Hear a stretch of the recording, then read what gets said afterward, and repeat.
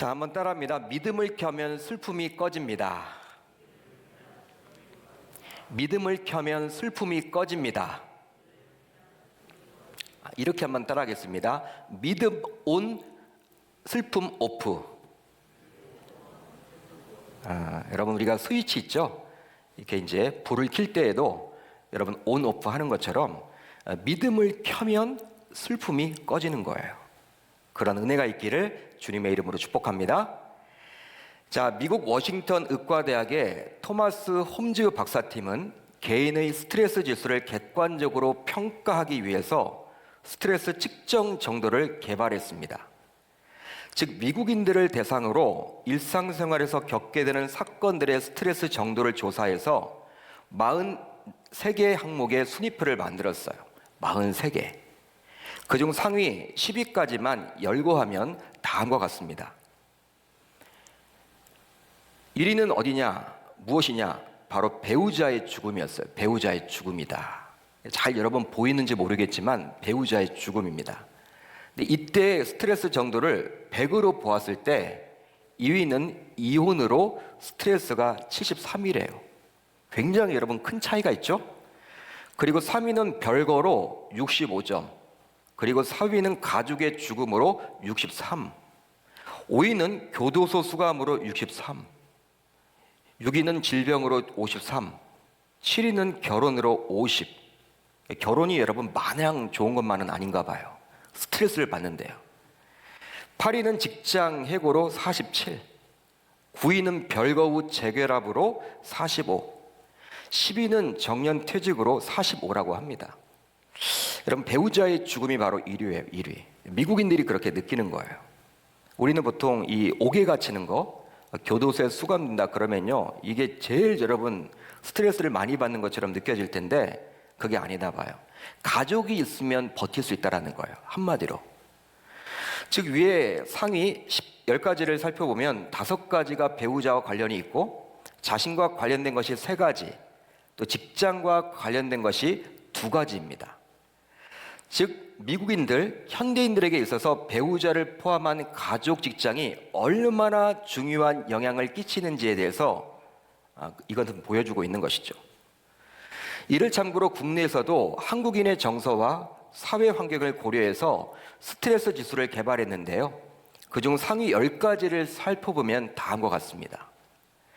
1위는 여러분 뭘까요? 우리나라 분들이 느끼기에 스트레스 1위 뭘까요? 미국인들은 배우자의 죽음이었는데 우리나라는 뭘까요? 바로 자식의 죽음입니다. 자식의 죽음. 부모는 자식이 죽으면 가슴에 묻는다라는 말이 있듯이 자식을 먼저 보내는 그 부모는요, 스스로의 힘으로는 감당할 수 없는 큰 스트레스가 있다는 거예요. 부동의 1위입니다. 2위는 역시 배우자의 죽음, 3위는 부모의 죽음, 4위는 이혼, 5위는 형제 자매의 죽음.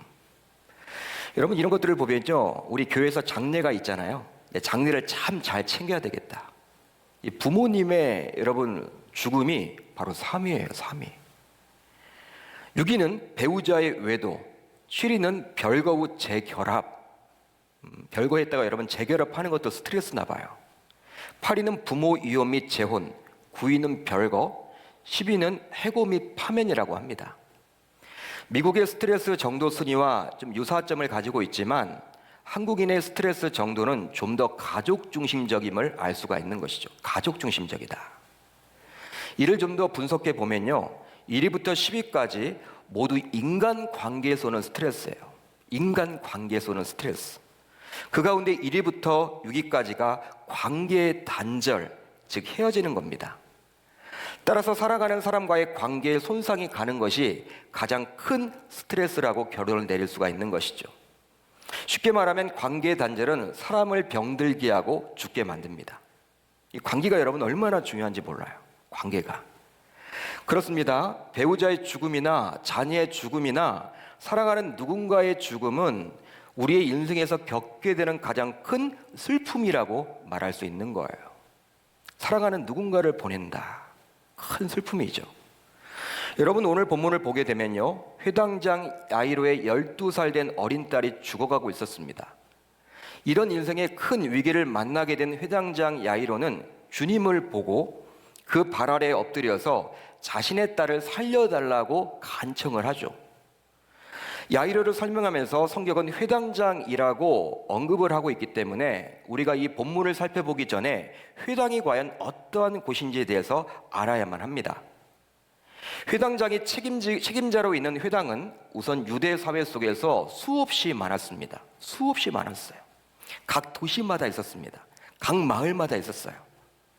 여러분, 성전은요 예루살렘에만 있었죠. 예루살렘 성전 딱 하나인데 회당은요 곳곳에 있었습니다. 이 회당에서 랍비들이 주도적으로 모임을 끌어가며 성경을 사람들에게 가르쳤죠. 가르쳐 주었어요. 회당은 예루살렘 성전이 파괴되고 지도층 인사들이 포로로 잡혀간 고단한 시대에 시작된 공동체라고 볼 수가 있습니다.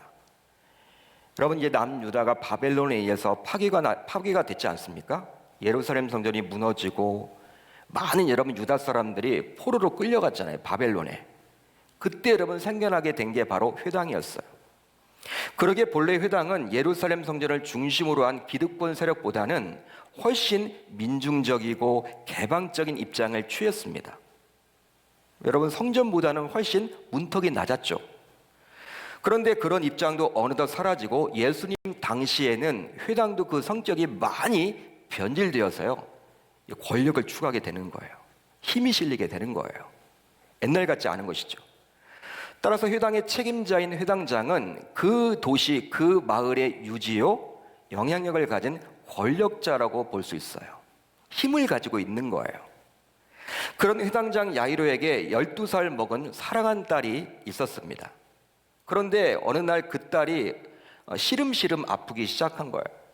여러분, 시름시름 아프기 시작하자 이제 회당장이라는 지위가 있고 영향력이 있는 사람이다 보니 여러 의원들을 찾아다녔겠죠. 뭐 돈이 문제겠습니까? 사랑하는 딸을 구하기 위해서 몸부림을 쳤을 거예요. 그런데 점점 병세가 위중해져서 이젠 그 밤을 넘기지 못할 것만 같은 급박한 상황에 처하게 됩니다. 이런 위급한 상황을 맞아 이제 회당장은 주님께 찾아와서 그 발에 엎드려 자신의 딸을 살려라 달라고 요청을 하게 되는 것이죠. 저자 마가는 이 회당장 야류의 인생을 통해서 우리 인생을 말해주고자 합니다. 그러니까 저와 여러분들의 인생이 바로 그렇다라고 지금 말해주고자 하는 거예요. 여러분, 야이로의 딸이 몇 살이라고 기록이 되어 있습니까? 성경을 보세요. 몇 살이라고 나와 있어요? 12살이라고 오늘 본문 42절에 기록이 되어 있어요. 나이가 12살이라. 여러분, 성경 기자는요 특별히 이것을 굳이 기록하지 않아도 좋아요. 사랑하는 어린 딸이 그냥 죽어갔다, 많이 아팠다, 이렇게 기록을 해줘도 좋습니다.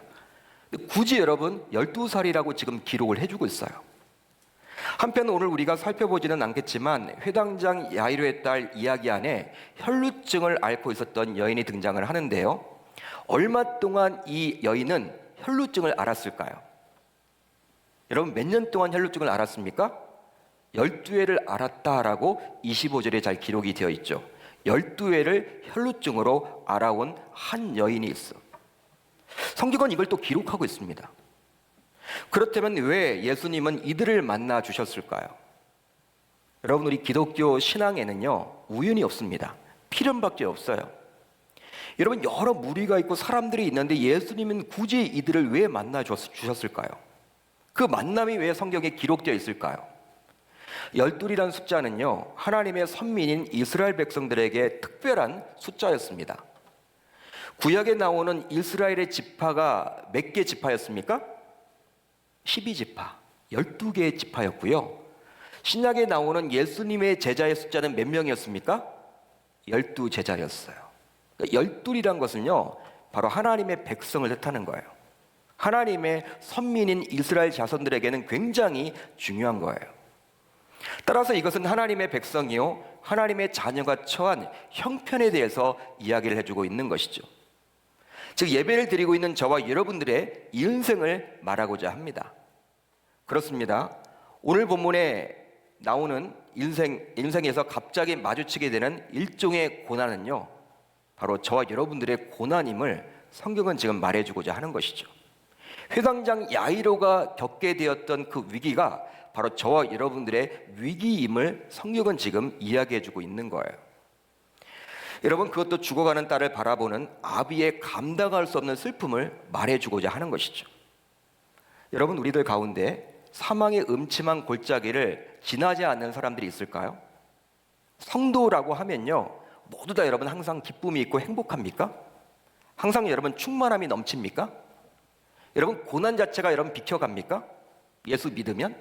그렇진 않다라는 것이죠.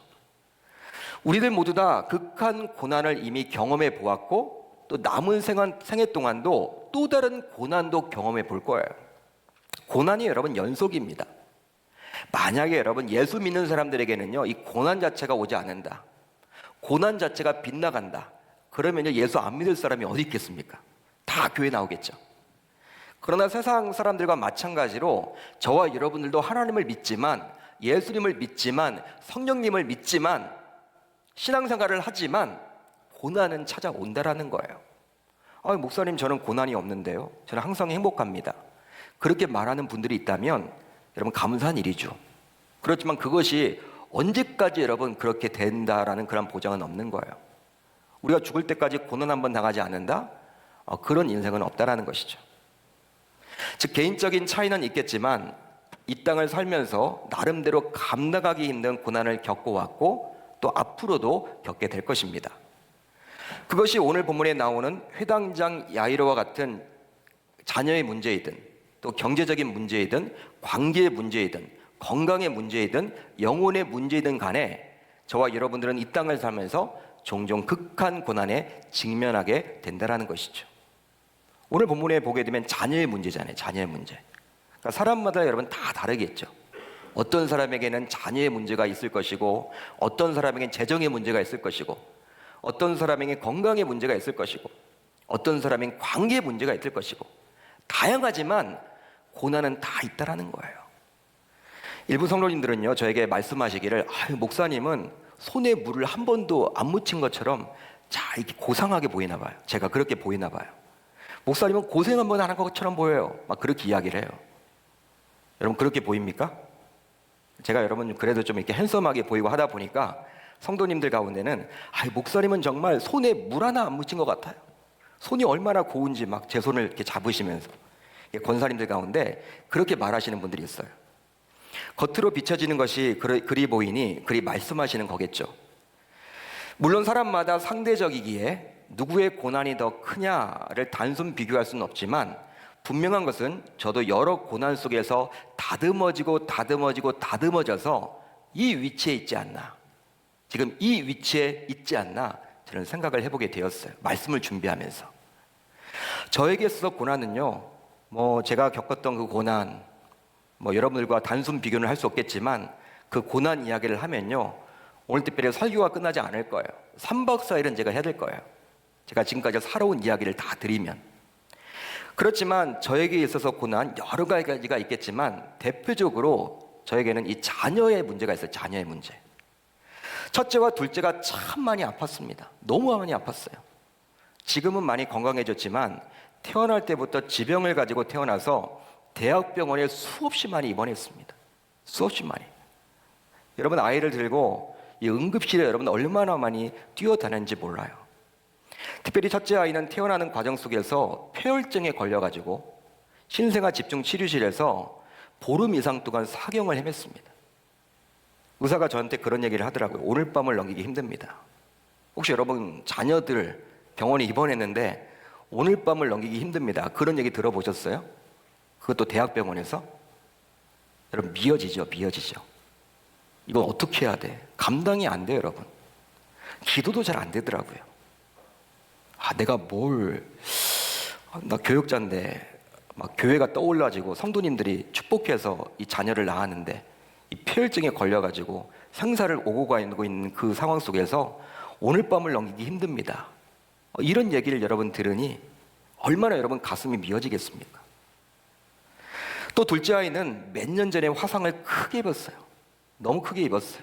오랫동안 화상 전문 병원에서 입원 치료를 해야만 했습니다. 실제 화상을 입게 되면요, 매일매일 거지로 그 부분을 닦아줘야 돼요. 진물이 나기 때문에 그걸 닦아줘야 돼요. 그런데 마취 없이 합니다. 병원이 떠나갈 정도로 아이가 자지러지는 거예요. 너무 힘드니까. 옆에 손을 잡아줘도요, 너무 힘들어요. 너무 힘들어하고 막 얘가 울어요. 자그러지는 거죠. 그런 딸 아이의 울부짖음을 들으면서 참 마음이 아팠습니다. 내가 왜 나한테 이런 어려움이 자꾸 있는 거지? 왜 나는 왜 이렇게 어렵지? 힘들지? 자녀들 다른 분들은 낳기만 하면 잘 크는데 왜 나 자녀만큼은 이렇게 어려움을 주는 거지? 지금도 아이의 화상 자국을 볼 때마다 마음이 무거워요. 치마를 잘 입지 않으려고 하죠. 정말 이런 일련의 고난을 겪으면서 하나님께서는 저를 목회자로 다듬지 않았나? 제가 말씀을 준비하면서 생각해 봤어요. 그러게 저는 하나님 앞에서 떳떳하게 살아가야 돼요. 제가 하나님과의 관계가 멀어지면요, 하나님은요, 하나님이 치신다 그런 말이 있죠, 여러분. 제가 느낌이 와요. 내 자녀가 아프거나 갑자기 여러분 어떤 사고를 당하거나 어떤 위험에 빠지게 돼. 제게 권고를 해주시는 거죠. 그렇기 때문에 항상 저는 영적 긴장감을 가지고 살아가려고 합니다. 그렇다면 세상 불신자들과 마찬가지로 신자인 우리들도 갑자기 만나게 되는 감당하기 힘든 고난이 있을 텐데요. 사람은 누구나 여러분 다 고난이 있잖아요. 그러면 어떻게 신자로서 이런 고난을 대처하면 좋을까요? 어떻게 여러분 대처할 수 있을까요? 우선 믿음으로 주님께 나아가야만 합니다. 믿음으로 주님께 나아가야만 하는 거예요. 오늘 본문 5장 22절로 23절을 우리 한번 같이 읽어봅니다. 시작. 회당장 중에 하나인 야이로라 하는 이가 와서 예수를 보고 발 아래에 엎드려 간곡히 구하여 이르되 내 어린 딸이 죽게 되었사오니 오셔서 그 위에 손을 얹으사 그로 구원을 받아 살게 하소서 하거늘. 아멘. 회당장 중에 하나인 야이로라는 이가 와서 예수를 보고 발 아래 엎드려 간곡히 구하여 이르되. 본문은 회당장 야이로가 예수님께 나왔다라고 이야기를 하고 있습니다. 나왔다. 우리는 보통 이 본문을 보면서도 놓치기 쉬운 점이 있어요. 바로 무엇이냐면 회당장 야이로가 지금 자신의 사랑하는 딸이 죽어갔기 때문에 그 급한 문제를 끄고자, 그 문제를 해결하고자 그냥 예수님께 쉽게 나올 수 있었다. 그렇게 여기곤 한다라는 거예요. 별 생각 없이. 그렇지만 당시 야이로가 예수님께 나아가는 것은요, 나아올 수 있는 것은요, 쉬운 일은 아니었습니다. 결코 쉬운 일은 아니었어요. 이미 말씀드린 대로 야이로는 회당장이었습니다. 그러기에 그 지역에서 유지요, 또 영향력을 가지고 있는 권력자라고 볼 수 있어요. 당시 유대 사회 속에서 종교 지도자들은 예수님에 대해서 불편한 마음을 가지고 있었습니다. 다 불편해했어요. 대부분의 사람들이. 단순히 불편한 마음 이상으로 적대적이었죠. 어떻게 하면 이 예수를 이렇게 모략을 꾸며가지고 간교를 꾸며가지고 없앨 수 있을까? 잡을 수 있을까? 그러게 모든 동료들이 예수님을 인정하지 않는 분위기여서 사회 분위기가 그랬어요. 유대 사회 속에서 예수님을 다 여러분 잡아 넣으려고 했어요. 종교적인 분위기가. 여러분 지금처럼 종교와 정치가 여러분 분리된 사회가 아니라 당시 유대 사회는요, 정치와 종교가 일치된 사회였습니다. 그러니까 여러분 종교 지도자들이 다 영향력을 가지고 있거든.